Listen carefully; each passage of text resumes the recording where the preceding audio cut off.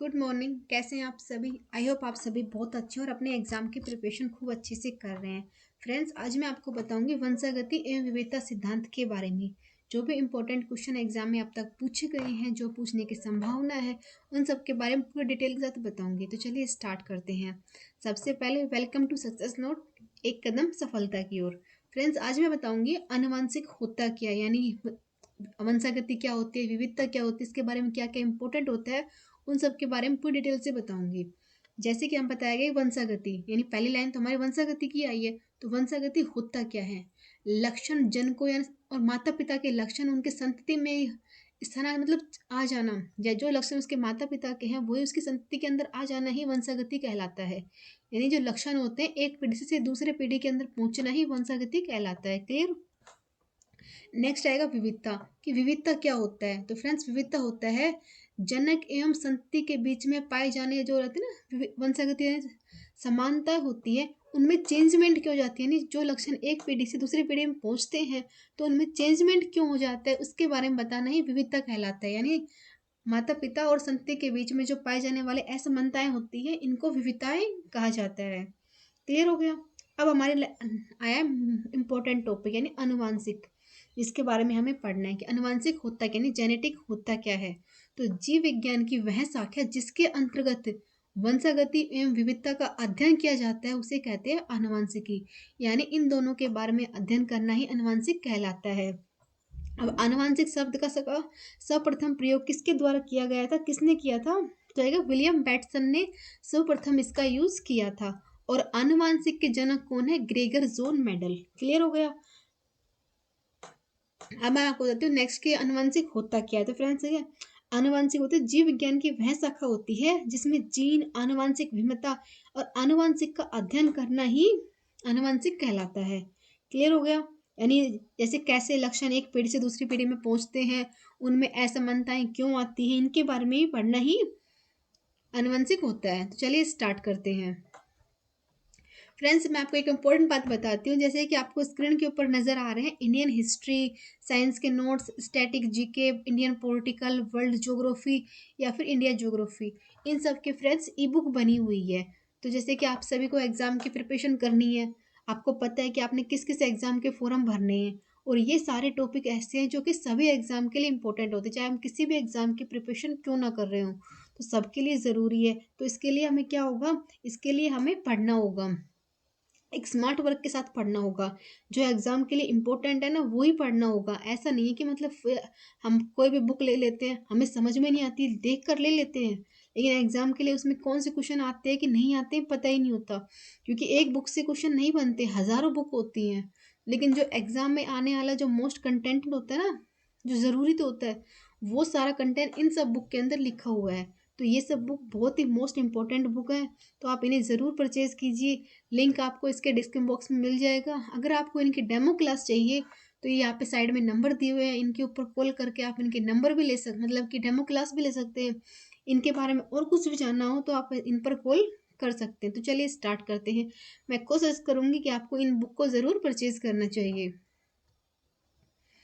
Next आएगा आनुवांशिक शब्दावली, यानी हमने आनुवांशिक के बारे में पढ़ लिया, अब इसकी शब्दावली के बारे में पढ़ेंगे कि इसमें होता क्या क्या है।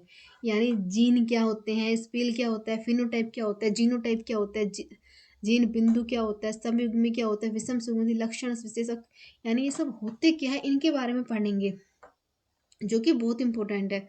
जैसे कि बात की जाए तो जीन आनुवंशिक के लक्षणों को एक पीढ़ी से दूसरी पीढ़ी में पहुंचाता है। जो जीन होता है ना, जो आनुवंशिक लक्षण होते हैं, उनको एक पीढ़ी से दूसरी पीढ़ी के अंदर पहुंचाने का काम जीन करते हैं, जिसे मेंडल ने कारक का नाम दिया है। यानी कारक का नाम मेंडल के द्वारा दिया गया है। काफी बार पूछा गया है कि कारक नाम किसको दिया गया है, तो जीन जो एक पीढ़ी से दूसरे पीढ़ी में पहुंचते हैं ना, इन्हीं को ही कारक का नाम दिया गया है। क्लियर हो गया? नेक्स्ट आएगा जीन शब्द का यूज सर्वप्रथम किसने किया था, तो किसने किया था? जॉनसन ने सर्वप्रथम जीन वर्ड का यूज किया था। अब आता है नेक्स्ट, अब आता है स्पील, कि स्पील होता क्या है फ्रेंड्स। तो स्पील क्या होता है? एक ही जीन में विभिन्न रूप से एलील व युग्म विकल्पी कहते हैं। यानी एक ही जीन को विभिन्न रूप से एलील या संयुग्मी कहा जाता है। उदाहरण के लिए समझ लीजिए, लंबा या बोना या समान जीन, यानी कोई लंबा होता है, कोई छोटा होता है, ये सब जो चेंजमेंट होते हैं ना, इसी को स्पील कहा जाता है। क्लियर हो गया। अब आता है फिनोटाइप कि फिनोटाइप क्या होता है। तो फिनोटाइप क्या होता है फ्रेंड्स, किसी भी जीव के बाह्य लक्षण जो फिनोटाइप कहलाते हैं, जो हमें बाहर से दिखाई देते हैं, उसी को फिनोटाइप कहा जाता है। जैसे कि आंखों का रंग, पौधे का लंबापन, छोटापन, बौनापन, गहरा रंग का होना, कोई बीमारी लगनी, जो जो चीज़ हम किसी भी पौधे की जो चीज़ हम देख सकते हैं उसी को फिनोटाइप कहा जाता है। क्लियर हुआ। नेक्स्ट आएगा जीनोटाइप कि जीनोटाइप क्या होता है। तो जीव जीनी संरचना में जीनोटाइप कहते हैं, यानी जीव की जीनी संरचना होती है उसको जीनोटाइप कहता है। मतलब समझ लीजिए, जीनोटाइप जीव के आनुवंशिक संगठन को प्रदर्शित करता है। क्लियर हो। अब आता है जीन बिंदु कि जीन बिंदु क्या होता है। गुणसूत्र के जिस स्थान से नया जीन पाया जाता है, यानी गुणसूत्र का वो स्थान जिसके ऊपर जीन पाया जाता है उसी को जीन बिंदु कहते हैं। क्लियर हुआ। नेक्स्ट आएगा समयुग्मजी। समयुग्मजी क्या होगा, जब एक ही लक्षण दो जीन समान प्रकार के, यानी एक ही लक्षण हो लेकिन दो जीन समान प्रकार के होते हैं उसको ही समयुग्मी कहते हैं। यानी लक्षण एक है, जीन दो समान प्रकार के हो गए तो इसको बोलेंगे समयुग्मजी। जैसे कि लंबापन या बौनापन, या फिर मतलब कि कैपिटल टी आ गया, और मतलब दोनों के लक्षण तो एक ही है, लंबापन बौनापन, लेकिन इसके अंदर दो दो जीन हो गए, यानी मतलब स्मॉल टी और कैपिटल टी। क्लियर हो गया। नेक्स्ट आएगा विषम युग्म जी। अब विषम युग्म क्या होता है, एक ही लक्षण लेकिन दोनों जीन असमान होते हैं, यानी अलग अलग होते हैं। लक्षण दोनों का एक ही होता है लेकिन दोनों जीन होते हैं ना, दोनों अलग अलग होते हैं, तो इसको बोलते हैं विषम युग्म जी। इसके लिए समझ लीजिए कि है ना, संकर लंबा पौधे का मतलब आपस में होता है, जिससे लक्षण तो दोनों के सेम है लेकिन दोनों अलग अलग जीन हो गए। एक कैपिटल हो गया, एक स्मॉल हो गया, यानी दोनों के लक्षण भी अलग अलग, लक्षण तो एक ही था लेकिन दोनों जीन अलग अलग हो चुके हैं। इसमें जीन सेम थे और इसमें जीन अलग अलग हो गए हैं। क्लियर हो गया। अब आता है कि लक्षण होता क्या है। किसी भी जीव की आकारिक संबंधी विशेषताओं का लक्षण को पता करना ही लक्षण कहलाता है। यानी कोई भी जीव होता है उसको हम आकर देखते हैं ना कि ये छोटा है, ये बड़ा है, ये मोटा है, ये पतला है, यानी इसको जो आकार की संबंधी विशेषता जो हम बताते हैं इसको ही लक्षण कहा जाता है। अब आता है विशेषक। 9 नंबर पे आता है विशेषक क्या होता है। किसी लक्षण को दो भिन्न उपलक्षणों में विशेषक कहा जाता है। यानी किसी भी लक्षण के दो विभिन्न उपलक्षण होते हैं उसी को विशेष कहा जाता है। यानी किसी भी पौधे की कुछ विशेषता होती है तो उसको उपलक्षण कहा जाता है, यानी उसी को विशेषक कहा जाता है। जैसे कि पौधे की लंबाई, ये उसके लक्षण है और ये उसकी विशेषता है, यानी उसकी विशेषता है कि पौधा लंबा है, इसका लक्षण भी हो गया, उसका विशेष भी हो गया। क्लियर हुआ। यानी ये सारे डाउट आपके क्लियर हो गए कि जीन क्या होता है, स्पेल क्या होता है, फिनोटाइप क्या होगा, जीनोटाइप क्या होगा, जीन बिंदु क्या होगा, समयुग्मजी, विषम युग्मजी, लक्षण विशेषक, इन सब के बारे में अब कोई डाउट नहीं बचा होगा। नेक्स्ट आता है युग्मक। युग्मक क्या होता है। तो युग्मक क्या होता है, जब एक परिपक्व जनन कोशिका जो संलयन करके नए जीव का निर्माण करती है। इसके बारे में आपको बताया था जनन के बारे में कि जब एक परिपक्व जनन कोशिका होती है वो संलयन करके एक नए जीव का निर्माण करती है, इसी को ही कहा जाता है युग्मक। इसके लिए दो चीज होती है, नर युग्मक और मादा युग्मक। क्लियर। इनके दो प्रकार होते हैं, जैसे नर और फीमेल मिलेंगे तभी तो नए जीव का निर्माण होगा, उसी प्रकार से एक परिपक्व जनन कोशिका से संलयन करने के बाद ही एक नए जीव का निर्माण होता है। क्लियर हुआ। नेक्स्ट आएगा संकरण कि संकरण क्या होता है। संकरण समझ लीजिए, जब दो अलग अलग लक्षणों वाले जीवों के बीच में निषेचन कराया जाता है, यानी दो अलग अलग लक्षण वाले जीव हैं उनके बीच में निषेचन करवाया गया तो इस क्रिया को बोलते हैं संकरण। क्लियर हो गया। संकरण से जो प्राप्त होने वाली जो संतान होती है उसको बोलते हैं संकर, यानी संकरण के दौरान जो प्राप्त संतान होती है उसको बोलते हैं संकर। क्लियर हुआ। नेक्स्ट आएगा एक नया संकरण क्या होता है, यानी एक नया संकर संकरण क्या होता है। जब एक जोड़ी दो अलग अलग उपलक्षणों वाले, जैसे कि एक जोड़ी हो गया, दो अलग अलग उपलक्षणों वाले जीवों के बीच में संकरण कराया जाता है तो इसी को बोलते हैं संकर संकरण। यानी एक जोड़ी है लेकिन दो अलग अलग उपलक्षण वाले जीवों के बीच में संकरण करवाया गया है तो इसे जो प्राप्त होता है उसको बोलेंगे संकर संकरण। जैसे कि लंबापन या फिर बोनापन, यानी इससे ऐसे प्राप्त होगा, क्या तो लंबापन ही प्राप्त होगा या फिर बोनापन प्राप्त होगा, क्योंकि दोनों अलग अलग हैं तो कुछ भी प्राप्त हो सकता है।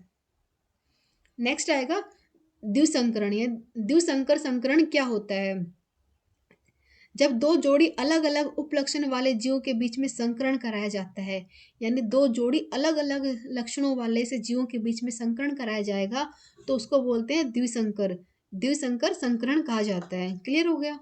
अब आता है परीक्षण संकरण। जो परीक्षण संकरण क्या होता है, जब प्रथम पीढ़ी यानी F1 से प्राप्त संकरण संतानों का संकरण उसके अप्रभावित जनक के साथ करवाया जाता है। यानी प्रथम पीढ़ी के अंदर जो प्राप्त संकर संतान हुई है उनका संकरण किसी अप्रभावित जनक के साथ करवाएंगे तो उसका जो टेस्ट निकल के आएगा उसी को ही बोलेंगे परीक्षण संकरण। क्लियर हुआ? जैसे कि संकर संतान, ये तो संतान हो गई, यानी कैपिटल टी यानी स्मॉल टी तो संकर हो गई, संतान हो गई।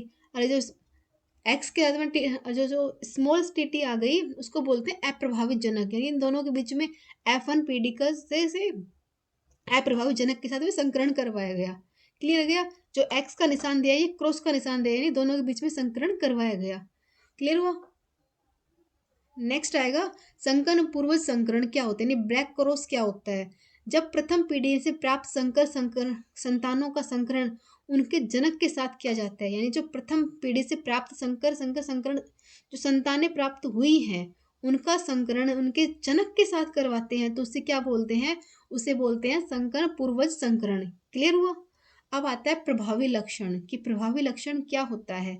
जब एक जोड़ी उपलक्षण वाले जीव के बीच में निषेचन कराया जाता है, यानी एक जोड़ी उपलक्षण वाले जीव के बीच में निषेचन कराया जाएगा तो प्रथम पीढ़ी में जो दिखाई देने वाले होते हैं ना लक्षण, उनको ही बोलते हैं प्रभावी लक्षण। यानी जो प्रथम पीढ़ी के साथ फर्स्ट टाइम में जो दिखाई देते हैं उनको बोलते हैं प्रभावी लक्षण। अब इसके बाद आता है अप्रभावी लक्षण क्या होता है। तो अप्रभावी लक्षण क्या होता है? जब एक जोड़ी में अलग अलग उपलक्षणों वाले जीवों के साथ में निषेचन कराया जाएगा, यानी एक जोड़ी है जिसको अलग अलग उपलक्षणों वाले जीव के साथ में फर्टिलाइजेशन कराएंगे तो प्रथम पीढ़ी में जो दिखाई न देने वाले जो लक्षण होते हैं ना उनको बोलते हैं अप्रभावी। यानी जो लक्षण दिखाई देंगे तो उनको तो बोल देंगे प्रभावी, लेकिन जो दिखाई नहीं देंगे तो उनको बोलेंगे अप्रभावी। जैसे कि लिए बोनापन या हरा बीज होना जो कि दिखाई नहीं देते लेकिन होते हैं, उसको बोलते हैं अप्रभावी लक्षण। क्लियर हो? अब आता है नेक्स्ट पढ़ेंगे मेडलवाद। यानी जो आप सभी जानते हैं ये जो सिद्धांत है आनुवांशिक का, ये मेडल का है तो इसके बारे में पढ़ेंगे मेडलवाद क्या है। तो मेडल का जन्म कब हुआ था? तो हुआ था 22 जुलाई 1842 में उसका जन्म हुआ था मेडल का। क्लियर? किस देश में हुआ था बात करें तो ऑस्ट्रिया देश के बूंद शहर के अंदर मेडल का जन्म हुआ था। उनका परिवार क्या था बात करें तो माली परिवार से वो संबंध रखते थे और बड़े होने के बाद वे एक चर्च के पादरी बन गए थे और इन्होंने मटर के पौधे पर लगभग 7 वर्ष तक प्रयास किया था। यानी उनको मटर के पौधे के ऊपर लगभग 7 वर्ष तक प्रयोग किया था। कब से कब तक? 1856 से लेकर 1863 तक इन्होंने प्रयोग किया था, 7 साल का पूरा। इन्होंने मटर का पौधे का वैज्ञानिक नाम भी दिया था, यानी लक्षण करने के बाद उनको पता चल गया था इसका वैज्ञानिक नाम क्या था? पिसम स्टाइवन। क्लियर हो गया? ये मटर के पौधे का वैज्ञानिक नाम है, काफी बार पूछा गया एग्जाम में, पिसम स्टाइवम इसका वैज्ञानिक नाम हो जाएगा। क्लियर?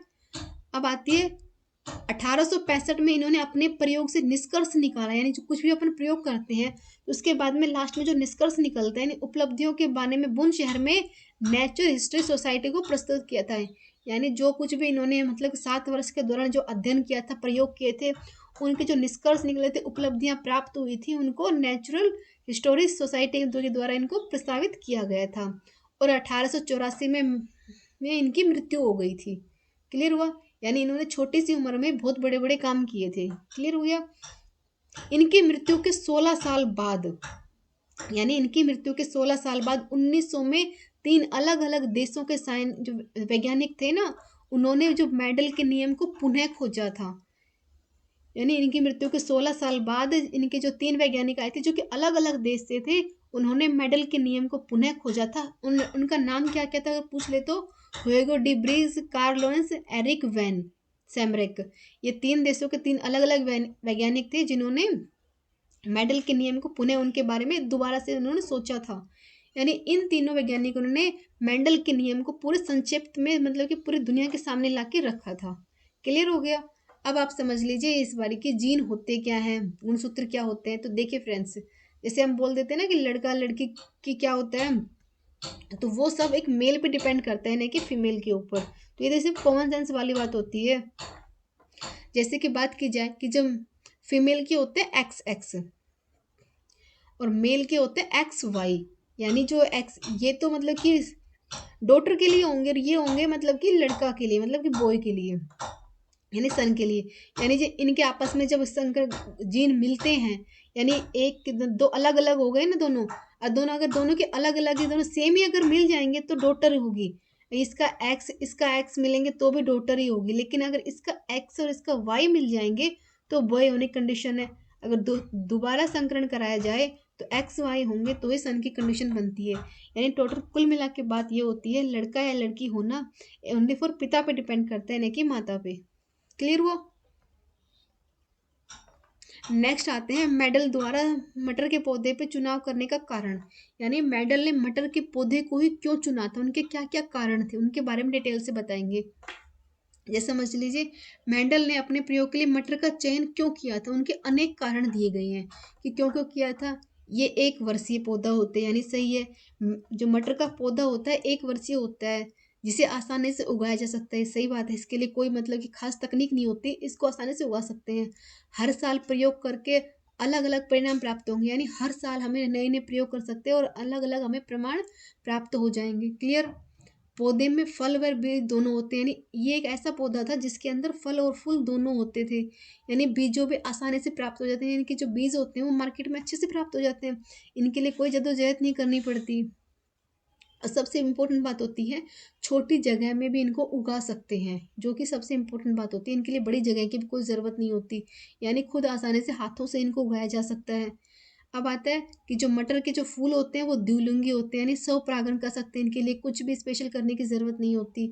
और सबसे इम्पोर्टेंट बात होती है, इसमें अनेक विपरीत लक्षण पाए जाते हैं, जो कि मतलब कि हर बार नए नए लक्षणों से यानी नए नए परिणाम प्राप्त होने के लिए बहुत आसान होता है। इसके अलावा मटर के फूलों में कृत्रिम विधि से परागण करना आसान होता है, यानी कृत्रिम विधि का भी इसमें यूज कर सकते हैं मटर के फूलों के ऊपर। यानी कुल मिला के इन सभी वजह से मेंडल ने मटर के पौधे को चुना था। तो उन्होंने 7 साल तक प्रयास किए थे। तो उनको फर्स्ट साल में क्या क्या प्राप्त हुए थे, तो फर्स्ट साल के अंदर उन्होंने लक्षण हुए थे तने की ऊंचाई, प्रभावी थे लंबे थे और अप्रभावी बोने थे। यानी जो दिख रहे थे वो तो लंबे थे, जो लेकिन जो दिखाई नहीं दे रहे थे वो बोने थे। क्लियर हो गया? अब दूसरे साल में क्या हुआ था, उन्होंने पुष्प का रंग दिखा जो कि बैंगनी था, जो प्रभावी था, लेकिन सफेद भी था जो कि अप्रभावी था। फिर तीसरे साल में उन्होंने बीज की आकृति के बारे में पता चला, जो कि प्रभावी से गोल थे, लेकिन अप्रभावी लक्षण से वो झुर्रीदार थे। क्लियर? चौथे साल के अंदर उन्हें जो फली होती है उसकी आकृति के बारे में पता चला कि जो फली की आकृति किस प्रकार की होती है। कुछ तो फूली फली होती है और कुछ पिचकी हुई होती है, यानी जो प्रभावी लक्षण थे वो तो फूली फूली थे, लेकिन कुछ पिचके हुए भी थे जो कि अप्रभावी लक्षण थे, जो कि दिखाई नहीं दे रहे थे। पांचवें साल में उन्होंने फल के रंग के बारे में पता चला था कि फली में कौन कौन से रंग थे। हरा रंग होता है फली का, ये तो सबको पता है, लेकिन अप्रभावी लक्षण में उसके कुछ में कुछ कुछ का रंग पीला भी रहा था। अब सिक्स मतलब छठे साल में उन्होंने पुष्प की स्थिति के बारे में पता चला था कि कक्षीय होती है और अप्रभावित तौर से वो अक्षीय भी होती है, यानी कक्षीय और अक्षीय दोनों तरह की उसकी स्थिति होती है। और सातवें साल के अंदर उन्होंने पुष्प की स्थिति के बारे में पता चला कि पीले और हरे, यानी पुष्प का जो कलर था वो पीले रंग का था, लेकिन कुछ हरे रंग का भी था। यानी 7 साल की जो उनके घनघोर मतलब 7 साल तक उन्होंने इतना प्रयास किया, जिनके बारे में उनको ये हर साल ये लक्षण प्राप्त हुए, ये प्रभावी और ये अप्रभावी। यानी ये उनके 7 साल की मेहनत थी, जिन्होंने ये आपको स्क्रीन के ऊपर नजर आ रही है। क्लियर हो गया? अब कोई डाउट नहीं बचा कि फर्स्ट में कौन सा, सेकंड में कौन सा, थर्ड में कौन सा, यानी सारे डाउट क्लियर हो गए। 7 साल की उनकी मेहनत यहाँ पे दिखाई दे रही है। अब नेक्स्ट आता है मेंडल की सफलता के कारण, कि मेंडल की सफलता के कारण क्या क्या थे, नहीं वो इतने सफल हुए थे, ये कहते हैं ना काम ऐसा करो कि 100 साल तक याद करी जाए। तो उनकी सफलता के क्या क्या कारण थे, उनकी डिटेल्स पढ़ते हैं। पहले आती है मटल, जो मेडल थे उन्होंने मटर के पौधे को कई बार अध्ययन किया, यानी उन्होंने बार बार, जब तक वो सफल नहीं हो जाते वो संतुष्ट नहीं, उन्होंने बार बार इसके बारे में प्रयास करते रहे, यानी 7 साल तक उन्होंने लगभग प्रयास किया था, यानी हर साल कुछ नई नई जानकारी प्राप्त होती रही, उन्होंने बार बार कई बार उन्होंने अध्ययन किया था। क्लियर हो गया? फिर इसके बाद आता है उन्होंने एक साल में एक ही लक्षण पे ध्यान दिया, ये नहीं कि जैसे हम नहीं कर लेते हैं उसके फॉर्म पे भर दे, उसके फॉर्म पे भर दे, उसका फॉर्म भर दे, ये देखिए उन्होंने सिर्फ एक बार में एक ही लक्षण के ऊपर ध्यान दिया था, और मतलब किसी चीज़ पे ध्यान नहीं दिया। और सेकंड क्या था, मतलब थर्ड नंबर का क्या था, उन्होंने जितने भी उन्होंने प्रयोग किए थे 7 साल में, जो भी उनसे परिणाम प्राप्त हुए थे उनका लेखा जोखा रखा था, यानी सब कुछ लिख कर रखा था। कि उन्हें कोई मिस्टेक नहीं हुई। ये 3 वजह से वो सफल हुए थे। यानी ये 3 इसमें कितनी अच्छी बात कही गई है कि 3 वजह से वो सफल हो गए थे। ऐसा ही कि हमें भी लगातार पढ़ाई करनी चाहिए, एक ही चीज़ पे फ़ोकस करना चाहिए, जो पढ़ते हैं उनका लेखा-जोखा तैयार रखना चाहिए। यानी तीनों चीज़ों से सफलता का एक बहुत ही मोटा स्रोत मिल गया है। नेक्स्ट आता है मेंडल के नियम या फिर आनुवंशिक के नियम क्या होते हैं। यानी मेंडल का नियम या फिर आनुवंशिक नियम क्या होते हैं। क्लियर हो गया। अब आता है मेंडल के आनुवंशिक नियम कौन कौन से होते हैं। फर्स्ट था प्रभाविता का नियम। यानी पहला नियम कौन सा था, प्रभाविता का नियम। सेकंड था पृथक्करण का नियम और थर्ड था स्वतंत्र अपव्ययन का नियम। यानी मेंडल ने 3 नियम प्रस्तुत किए थे, प्रभाविता नियम, पृथक्करण का नियम, स्वतंत्र अपव्ययन का नियम। अब प्रभाविता का नियम क्या होता है, जब एक जोड़ी अलग अलग उपलक्षणों वाले जीवों के बीच में संकरण कराया जाता है। यानी एक जोड़ी अलग अलग उपलक्षण वाले जीवों के बीच में संकरण कराए जाएंगे तो प्रथम पीढ़ी में जो लक्षण जो प्रभावित दिखाई देते हैं उनको बोलते हैं प्रभाविता का नियम। यानी जो प्रथम पीढ़ी के अंदर जो लक्षण हमें दिखाई देते हैं उनको बोलेंगे प्रभाविता का नियम। क्लियर हो गया। अब सेकंड था पृथक्करण का नियम। अब इसमें क्या होता है, एक जोड़ी का अलग अलग उपलक्षण वाले जीवों के बीच में संकरण तो कराया जाता है, पर प्रथम पीढ़ी में केवल प्रभावी लक्षण ही दिखाई देते हैं, लेकिन दूसरी पीढ़ी में प्रभावी और अप्रभावी दोनों निश्चित अनुपात में अलग अलग हो जाते हैं। यानी फर्स्ट पीढ़ी में तो सब कुछ सेम सेम ही रहता है, लेकिन जब दूसरी पीढ़ी में आते हैं तो दोनों अलग अलग हो जाते हैं, जिसको बोलते हैं पृथक्करण का नियम। दोनों का अलग अलग होना ही पृथक्करण कहलाता है। क्लियर हो गया।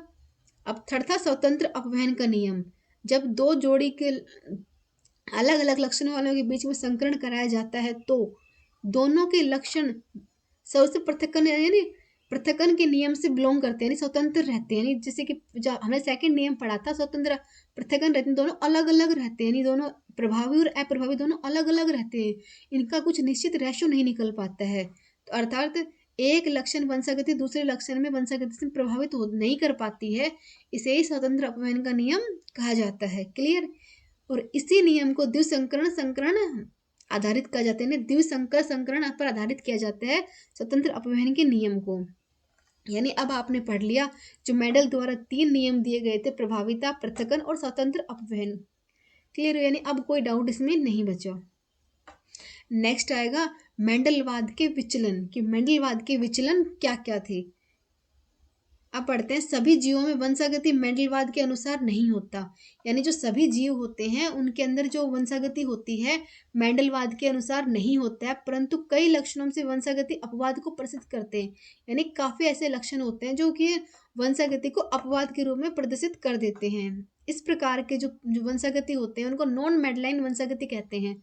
जैसे कि ऐसे कुछ होते हैं, मतलब सब सेम सेम तो नहीं होते, सब अलग अलग होते हैं।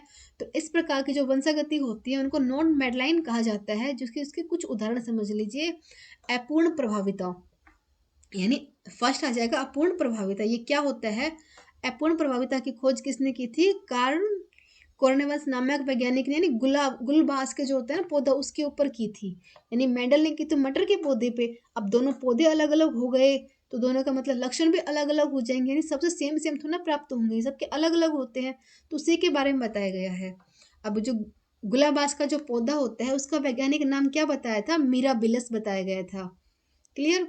अब इसमें क्या हुआ था, दो अलग अलग उपलक्षणों वाले जीवों के बीच में संकरण कराया जाता है तो प्रथम पीढ़ी में न तो प्रभावी और लक्षण देते हैं और न ही अप्रभावी। क्लियर हुआ। यानी दो अलग अलग उपलक्षण वाले पौधों के बीच में संकरण कराया गया था तो प्रथम पीढ़ी में न तो प्रभावी दिखाई दिए और न ही अप्रभावी, मतलब ना दिखाई दिए, मतलब दोनों में से कोई सा भी लक्षण दिखाई नहीं दिया, बल्कि दोनों लक्षणों के बीच में एक अलग लक्षण दिखाई दिया। इसे कोई बोलते हैं अपूर्ण प्रभाविता। क्लियर हो गया। यानी जो गुलबास का जो जो पौधा है उसके बीच में संकरण कराया गया तो ना ही अप्रभावी लक्षण दिखाई दिए ना ही प्रभावी, बल्कि एक नया ही लक्षण दिखाई दिया जिसको बोलते हैं अपूर्ण प्रभाविता। अब आता है सहप्रभाविता। ये क्या होता है, जब दोनों उपलक्षण वाले जीन के बीच में प्रथम पीढ़ी में साथ प्रदर्शित होते हैं तो इसको बोलते हैं सहप्रभाविता। यानी दोनों उपलक्षण वाले जीन होते हैं प्रथम पीढ़ी में साथ साथ दिखाई देते हैं, इसको बोलते हैं सहप्रभाविता। क्लियर हो गया। यानी इस प्रकार से समझ लीजिए जो जीन होते हैं कि प्रथम पीढ़ी में कैसे होता है, सेकंड पीढ़ी में कैसे होते हैं, कौन सा लक्षण दिखाई देता है कौन सा नहीं होता है, यानी अप्रभावी रूप से कौन से होते हैं, प्रभावी रूप से कौन होते हैं। दोनों ही न दिखकर किसी और लक्षण को दिखाई देना ही मतलब इसमें अलग ही बात कह गई है। ठीक है, यानी कोई डाउट अब नहीं बचा कि अपूर्ण प्रभाविता क्या होती है और सहप्रभाविता क्या होती है। नेक्स्ट आएगा आनुवांशिक गुणसूत्रीय सिद्धांत क्या होता है, यानी आनुवांशिक गुणसूत्रीय सिद्धांत किस प्रकार से कार्य करता है, इसके बारे में पढ़ेंगे। फर्स्ट हेडिंग क्या दी गई है, कोशिकाओं में केंद्रक में एक धागे नुमा संरचना पाई जाती है। जो कोशिका केंद्रक होता है इसके अंदर एक धागे नुमा संरचना पाई जाती है, जिसे वाल्डवेयर नामक वैज्ञानिक ने 1888 ईस्वी में गुणसूत्र का नाम दिया था। यानी जो कोशिकाओं के केंद्रक में एक धागे नुमा संरचना पाई जाती है, जिसे वाल्डवेयर नामक वैज्ञानिक ने 1888 के अंदर गुणसूत्र का नाम दिया था। नेक्स्ट क्या कहा गया है, सटन और बोबेरी ने 1902 ईस्वी के अंदर एक सिद्धांत प्रतिपादित किया था, जिसे आनुवांशिक गुणसूत्रीय सिद्धांत कहा गया था। यानी सटन और बोबेरी ने 1902 ईस्वी के अंदर एक सिद्धांत को प्रतिपादित किया था, जिसे आनुवांशिक गुणसूत्र सिद्धांत का नाम दिया गया था। क्लियर हुआ। नेक्स्ट क्या कहता है, इसके अनुसार आनुवांशिक गुणों की इकाइयां जीन द्वारा अर्धसूत्रीय विभाजन के समय गुणों में एक साथ एक पीढ़ी से दूसरे पीढ़ी में स्थानांतरण होती रहती है। यानी इसके अलावा जो आनुवांशिक गुण होते हैं, जिनकी इकाइयां जीन होती है, अर्धसूत्रीय विभाजन के समय जो गुण होते हैं ना, उनकी जो एक पीढ़ी से दूसरी पीढ़ी में चेंज होते हैं, यानी ट्रांसफर होते रहते हैं। क्लियर हो गया। अब नेक्स्ट क्या कहा गया, 1919 ईस्वी के अंदर जॉनसन ने कारक ने जगह से का जीन शब्द का प्रयोग किया था। यानी जीन शब्द का यूज सबसे पहले किसने किया था, जॉनसन ने। क्लियर। नेक्स्ट आएगा 1933 में टीएच मार्गन ने सटन बोवेरी ने समर्थन किया था। यानी 1933 के अंदर टीएच मार्गन ने सटन और बोवेरी को समर्थन किया था।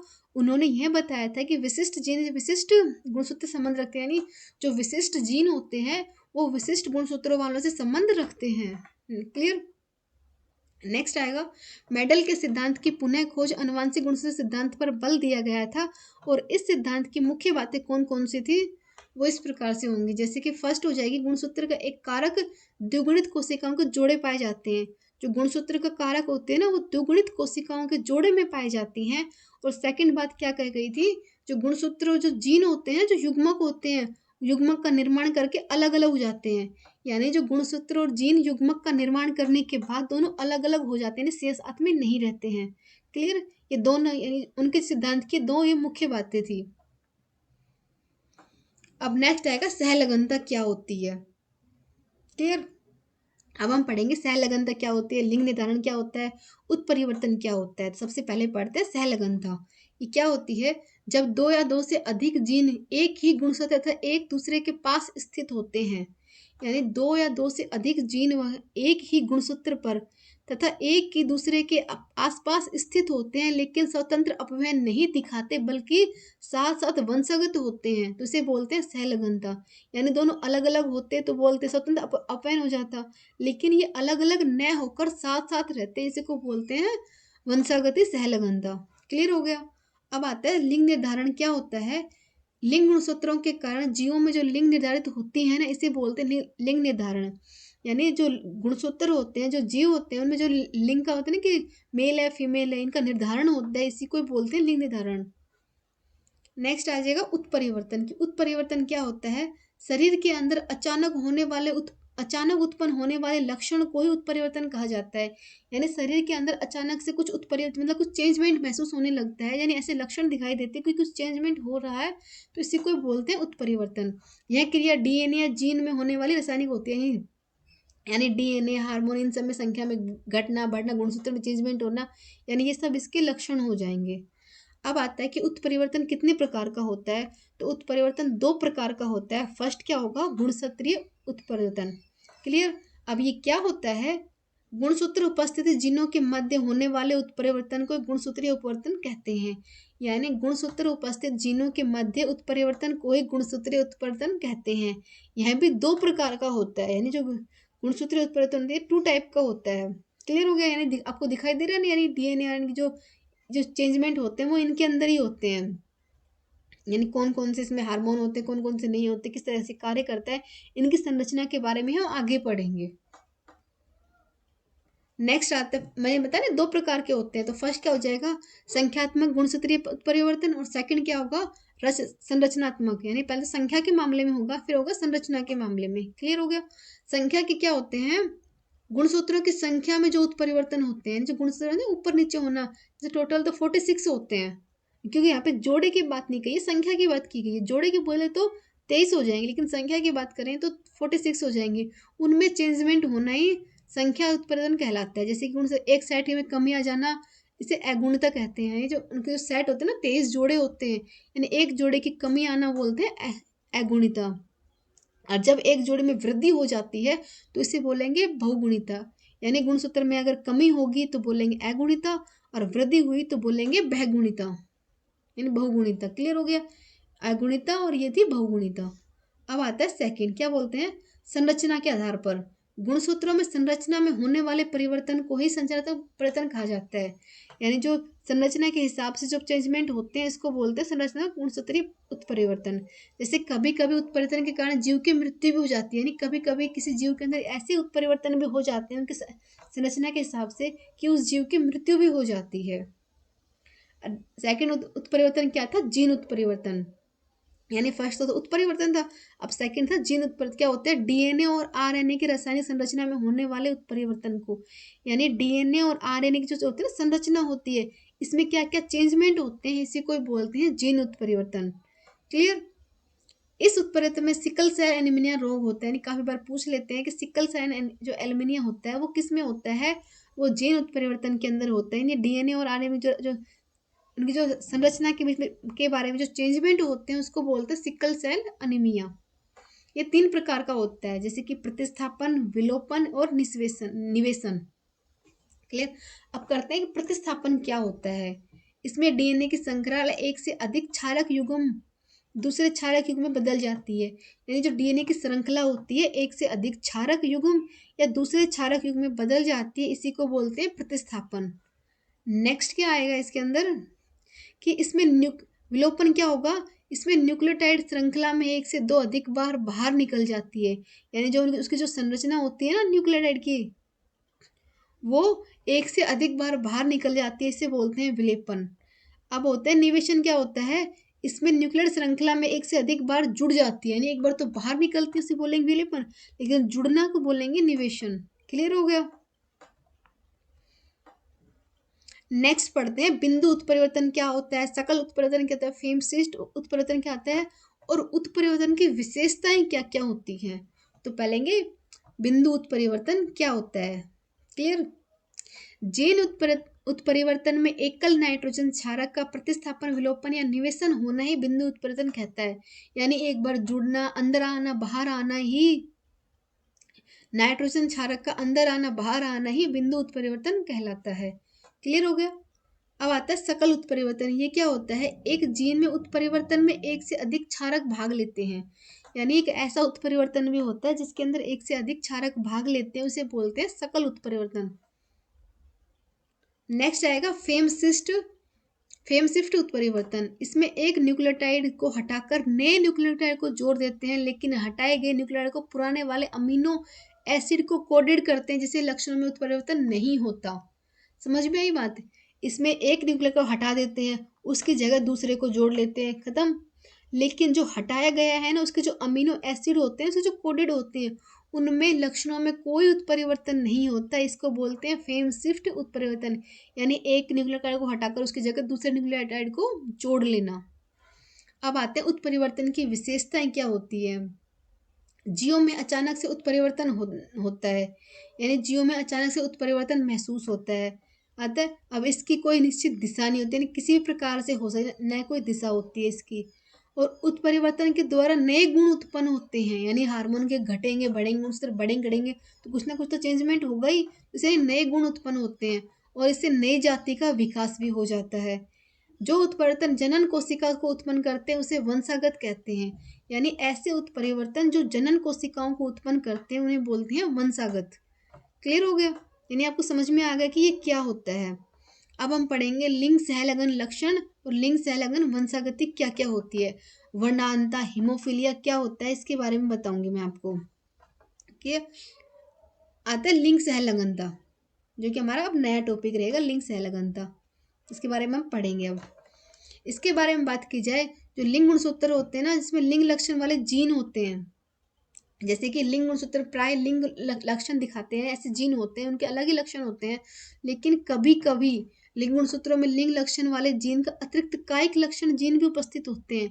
यानी उन जीनों के अंदर अतिरिक्त कायिक लक्षण भी उत्पन्न होते हैं, जिन्हें हम लिंग सहलगन वाले जीन कहते हैं। यानी उनमें जो अलग लक्षण प्राप्त होते हैं उनको कहा जाता है लिंग सहलगन लक्षण। क्लियर हो गया? अब इससे क्या होगा, इसके द्वारा व्यक्त लक्षण के लिंग सहलगनता के लक्षण बन जाते हैं। यानी इससे जो लक्षण प्राप्त होते हैं ना, उसे बोलते हैं लिंग सहलगनता लक्षण। अब इन लक्षण से जो संतान के बारे में हम जानेंगे उसमें बोलते हैं लिंग सहलगन वंशागति। यानी इन लक्षणों से जो संतान पैदा होगी उन्हें बोलते हैं लिंग सहलगन वंशागति। क्लियर हो गया? अब इसमें क्या होगा, ये जो लिंग सहलगनता परीक्षण होते हैं ना, मतलब लक्षण की जो संतान होती है इनमें रोगों के रूप में प्रदर्शित होती है। यानी ये प्राय एक्स गुणसूत्र में स्थित होती हैं, वाई में नहीं होती है। मतलब कि हर चीज़ का कोई ना कोई चेंजमेंट तो होता ही ना, कुछ अच्छा होता है कुछ बुरा होता है, वो इसी प्रकार से होता है।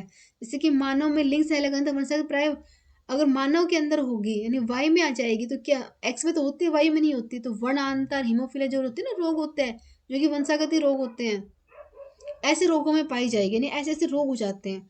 आपको पता होगा कि वर्णांतर क्या होते हैं, कलर ब्लाइंडनेस क्या होती है। ये एक ऐसा रोग होता है जिसके अंदर व्यक्ति हरे और लाल रंग के अंदर कोई चेंज ही नहीं कर पाता। यानी वो समझ ही नहीं पाता है कि सामने हरा रंग है कि लाल, इनमें मतलब वो अंतर ही नहीं कर पाता है। इसको बोलते हैं वर्णांता। ऐसे व्यक्ति के अंदर प्रोटीन दोष होता है, ये लाल और हरापन अंधापन होता है। नहीं ऐसा होता है जैसे कोई भी चीज़ लाल हो इसमें कोई अंतर समझ नहीं पाएगा, इसको लाल हरे का अंधापन भी कहा जाता है। अब आता है नेक्स्ट रोग होता है हीमोफीलिया। हीमोफीलिया क्या होता है, यह रोग सर्वप्रथम यूरोप की महारानी कौन थी, महारानी विक्टोरिया को हुआ था। क्लियर हुआ? ये हीमोफीलिया एक ऐसा रोग है जो सर्वप्रथम यूरोप की महारानी विक्टोरिया को हुआ था, जो रक्त संबंधी रोग होता है। ऐसे व्यक्ति में क्या होता है कि जो उनको चोट लगने के ऊपर उनका खून बहना बंद नहीं होता। अब बंद क्यों नहीं होता, क्योंकि उनके अंदर प्रोटीन के की कमी होती है। यानी खून का थक्का ही नहीं बन पाता, प्रोटीन की कमी होती है। अगर थक्का ही नहीं बनेगा तो खून बंद नहीं होगा, जिसकी वजह से ऐसे रोग होते हैं। यानी हीमोफीलिया जैसे रोग उत्पन्न हो जाते हैं। यानी उनके जो जीन उत्प्रेरित होते हैं ना, उनमें अनुपस्थित होते हैं, जिनकी वजह से ऐसे ऐसे रोग उत्पन्न हो जाते हैं। ये रोग प्राय पुरुषों में ही पाया जाता है। यानी ऐसा जो रोग होता है जो प्राय पुरुषों में ही पाया जाता है। यानी और इसे रक्तस्रावण रोग भी कहते हैं। यानी इस रोग को रक्तस्रावण रोग कहते हैं। क्यों कहते हैं, इसमें अगर कहीं चोट गलती से कोई चोट लग गई ना तो समझ लो वो ब्लीडिंग बंद ही नहीं होगी, यानी खून का थक्का ही नहीं बनेगा। तो इसे रक्तस्रावण रोग के नाम से भी जाना जाता है। क्लियर? नेक्स्ट पढ़ेंगे मनुष्य के मेंडलीय विकार। यानी मनुष्य ने मेंडलीय विकार क्या क्या बताए थे उसके बारे में पढ़ेंगे। अब आता है यह विकार या फिर ये रोग एकल जीन रूपांतरण या उत्परिवर्तन के उत्पन्न होते हैं। यानी ये रोग समझ लीजिए, ये एकल जीन समझ लीजिए, विकार समझ लीजिए, जो एकल जीन रूपांतरण या फिर उत्परिवर्तन से उत्पन्न होते हैं, जिन्हें हम मेंडलीय विकार कहते हैं। क्लियर? यानी रूपांतरण या फिर उत्परिवर्तन से उत्पन्न होने वाले रोग को मेंडलीय विकार कहा जाता है। उदाहरण के लिए समझ लीजिए थैलेसीमिया, हीमोफीलिया, वर्णांता। यानी ऐसे रोग होते हैं इसके अंदर एकल जीन का रूपांतरण उत्परिवर्तन से उत्पन्न होते हैं, जिनको थैलेसीमिया, हीमोफीलिया, वर्णांता कहते हैं।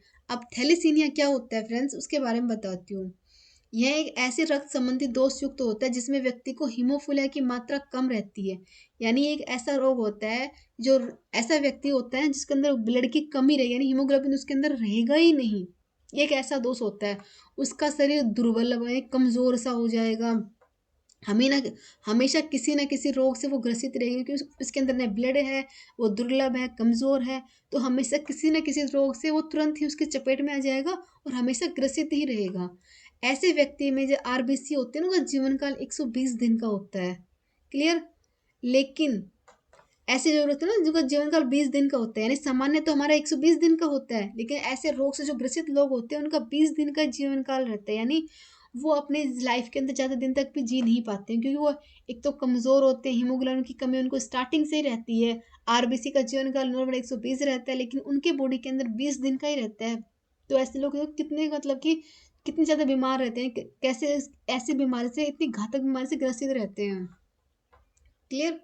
नेक्स्ट आएगा मनुष्य में गुणसूत्रीय विकार क्या होता है। तो अर्धसूत्रीय विभाजन के समय जो प्राय गुणसूत्रों में परस्पर अलग अलग न होने के कारण गुणसूत्र की संख्या में कुछ कम कुछ अधिक हो जाती है। यानी अर्धसूत्रीय विभाजन के समय गुणसूत्रों के परस्पर अलग होने पर गुणसूत्रों की संख्या में कुछ कम हो जाते हैं, कुछ ज़्यादा हो जाते हैं। यानी ऐसे कुछ ना कुछ चेंजमेंट तो होता है, जिससे ऐसे रोग वाली उत्पन्न संतान प्राप्त होती है जो कि गुणसूत्रीय विकार या फिर सिंड्रोम से प्रकार से होती है। यानी गुणसूत्र अगर ज़्यादा होंगे तो अगर संतान पैदा होगी तो उसके बारे में कुछ ना कुछ विकार उत्पन्न रहेंगे। अगर कम रहेंगे तो भी अगर संतान पैदा होगी तो उसमें भी कोई ना कोई रोग उत्पन्न इसके अंदर रहेगा। तो उसे क्या बोला जाता है? गुणसूत्रीय विकार या फिर सिंड्रोम कहा जाता है। क्लियर? अब हम पढ़ेंगे सिंड्रोम क्या होता है। सबसे पहले डाउन सिंड्रोम क्या होता है। क्लियर? जब 21वीं जोड़ी के गुणसूत्र 2 की बजाय 3 हो जाते हैं, यानी आप सभी जानते हैं कि XX22 होते हैं। क्लियर? लेकिन 2 की बजाय 3 हो जाएंगे तो डाउन सिंड्रोम कहते हैं, यानी एक अधिकता यानी अधिक हो जाएंगे। यानी 2 की बजाय 3 हो गए तो डाउन सिंड्रोम हो गया, एकाधिक कहते हैं। इसे मंगोलिक जड़ता भी कहते हैं। अब इसमें क्या हो जाएगा फ्रेंड्स, टोटल कितने होते हैं? टोटल होते हैं 46। अब इसमें क्या हो गया, 47 हो गया। अब 47 हो गया, इसका मतलब एक बढ़ गया है, इसकी वजह से नाम इसका हो गया एकाधिक सूत्रता हो गया। इसे मंगोली जात कहते हैं। अब इस ऐसे व्यक्ति के क्या होता है, 16 से 17 एज के अंदर उसकी मृत्यु हो जाती है, क्योंकि वो लंबे टाइम तक जी नहीं पाती, क्योंकि वो एक रोग से ग्रसित हुए हैं और जो उनके वंशागति मतलब कि रोग हो गए, यानी उनके जो गुणसूत्र में चेंजमेंट होते हैं ना, इसका तो कोई इलाज भी नहीं होता। अब ऐसे लोगों में क्या क्या होता है, उनकी गर्दन मोटी होती है, त्वचा खुरदरी होती है, जीभ मोटी होती है। ये डाउन सिंड्रोम के मुख्य लक्षण होते हैं। यानी जो डाउन सिंड्रोम रोग होता है ये उसके मुख्य लक्षण होते हैं। काफ़ी बार एग्जाम में पूछा गया है कि डाउन सिंड्रोम के लक्षण क्या क्या होते हैं। तो क्या क्या होते हैं, गुणसूत्रों में अधिक हो जाते हैं, यानी 46 से 47 हो जाते हैं, 16 से 17 में उनकी मृत्यु हो जाती है, गर्दन मोटी होती है, त्वचा खुरदरी होती है, जीभ भी मोटी होती है, तो इसे बोलते हैं डाउन सिंड्रोम। क्लियर?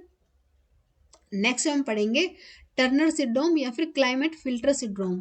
सबसे पहले आता है टर्नर सिंड्रोम क्या होता है, क्योंकि हम पहले इसी के बारे में पढ़ेंगे। टर्नर सिंड्रोम क्या होता है, जब व्यक्ति में लिंग गुणसूत्रों में 2 की जगह, यानी मतलब कि 2 की जगह XX या YX हो जाए, यानी डबल होते हैं ना, XX होते हैं या फिर XY होते हैं, 2 ही होते हैं, लेकिन एक ही हो जाए, या वहाँ पे तो बढ़ रहा था यहाँ पे घट रहा है, यानी डबल की जगह एक ही हो जाएगा, तो क्या इसे बोलते हैं टर्नर सिंड्रोम कहा जाता है, जो कि एक कल सूत्री या फिर मोनोसोमिक होती है, जिसमें मतलब 46 से 45 हो गए। अब इसमें क्या क्या चेंजमेंट होंगे, वो व्यक्ति चपटा होगा, यानी उसके जो स्तन होते हैं ना वो चपटे होंगे, अंडाशय अनुपस्थित होगा और मासिक धर्म भी नहीं होगा। अब अंडाशय ही नहीं है तो मासिक धर्म भी कुछ नहीं कार्य नहीं करेगा, क्योंकि जब एग बनेंगे ही नहीं तो मासिक धर्म कैसे होगा, यानी दोनों तुरंत से हो गई। अब स्तन भी चपटा रहेगा, यानी ये होते हैं जो टर्नर सिंड्रोम। जब व्यक्ति के गुणसूत्र घट जाते हैं, बढ़ेगा तो वो ऐसा डाउन सिंड्रोम हो जाएगा, लेकिन घट जाएगा तो टर्नर सिंड्रोम हो जाएगा। क्लियर? उसके लक्षण पता चलेंगे कि कैसे कैसे लक्षण उस बॉडी के अंदर होंगे।